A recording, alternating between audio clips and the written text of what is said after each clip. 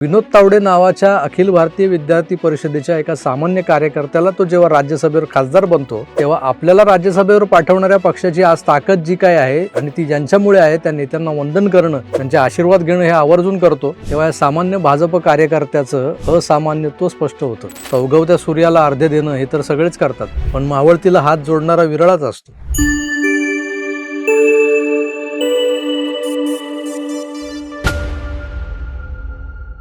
काल फेसबुकवर एक पोस्ट पाहिली. ही पोस्ट होती भारतीय जनता पक्षाचे राष्ट्रीय सरचिटणीस आणि महाराष्ट्राचे माजी मंत्री विनोद तावडे यांची.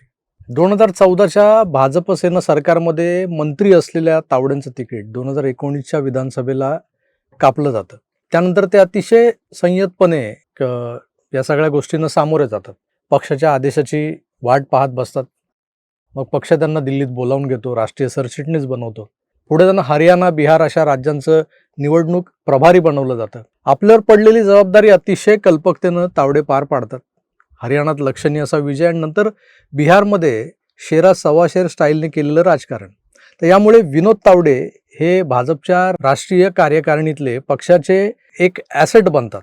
जो नेता महाराष्ट्रात डावलला जातो, ज्याचं तिकीट कापलं जातं, त्याला केंद्रात प्रचंड असं यश मिळतं. आता सध्या ते बिहारसोबतच केरळसारख्या राज्याचे प्रभारी नियुक्त केले गेलेत. हरियाणा, बिहार, केरळ ही भाजपचा फारसा प्रभाव नसलेली राज्य तावडेंकडे देताना पक्ष नेतृत्वानं त्यांना शिक्षा दिली की काय असं वाटत होतं.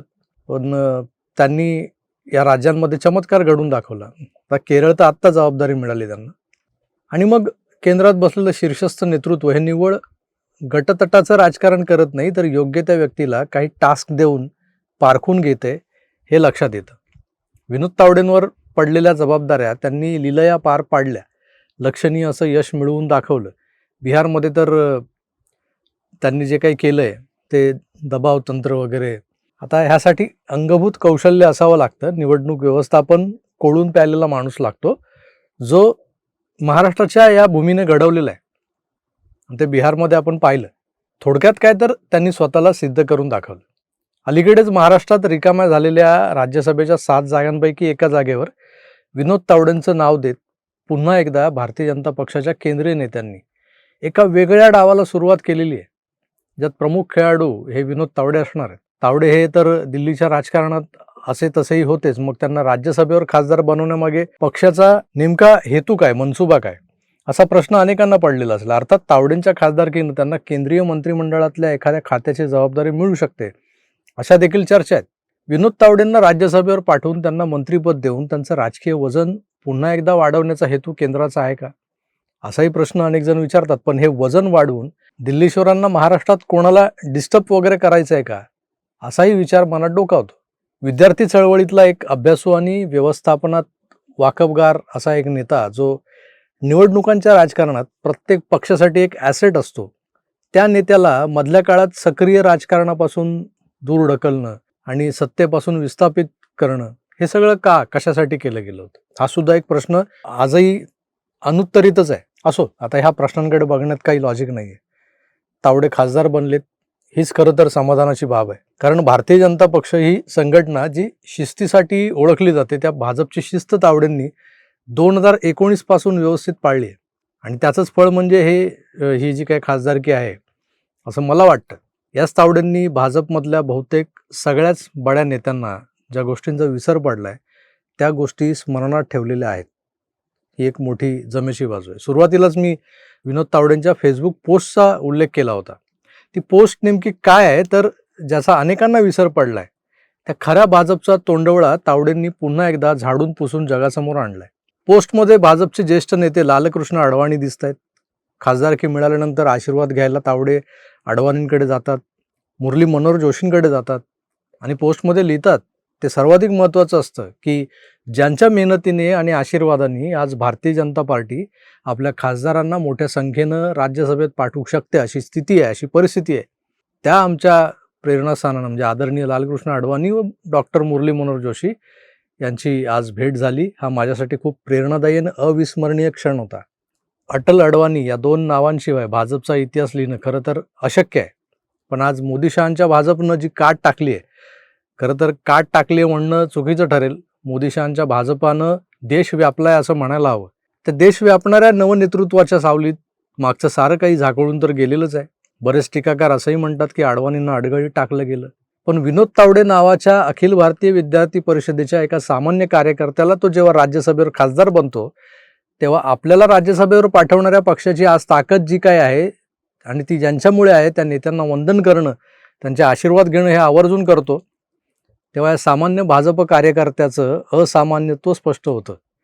तर उगवत्या सूर्याला अर्ध्य देणं हे तर सगळेच करतात, पण मावळतीला हात जोडणारा विरळाच असतो. उगवणारा सूर्य हा उगवतानाच श्रेष्ठ असतो का? तो दिवसभर आकाशात तेवत राहून जगाला ऊर्जा देतो, त्याचं मोल काय? तो संध्याकाळी मावळताना मूल्यहीन होतो की काय? त्याचं मूल्य संपलेलं असतं की काय? उलट तो 12 तास पृथ्वीच्या एका गोलार्धाचं भरण पोषण करून एका बाजूला मावळत असतो तर दुसऱ्या गोलार्धात उगवत असतो, हे आपण विसरतो. अडवाणींच्या वाढदिवसाला त्यांच्या घरी मोदीजीही जातात, पण विनोद तावडेंच्या या विशेष भेटीचं कौतुक न्यारच आहे. मुरली मनोहर जोशींसारखे आणि खुद्द अडवाणींसारखे नेते ज्यांनी 2 खासदारांचा पक्ष असलेला हा भारतीय जनता पक्ष हा राम मंदिर आंदोलनाच्या माध्यमातून देशभर पोहोचवला. आज 300 पार पोहोचवण्याची धमक दाखवण्यापर्यंत भाजपला वाढवला. त्यांचं स्मरण करणं अगदी औचित्यपूर्ण होतं. खरंच याच मंडळींच्या अथक परिश्रमांमुळे, मेहनतीने आणि आशीर्वादाने आज भारतीय जनता पार्टी आपल्या खासदारांना मोठ्या संख्येनं राज्यसभेत पाठवू शकते अशी परिस्थिती आहे. हे वाक्य लाख मोलाचं आहे.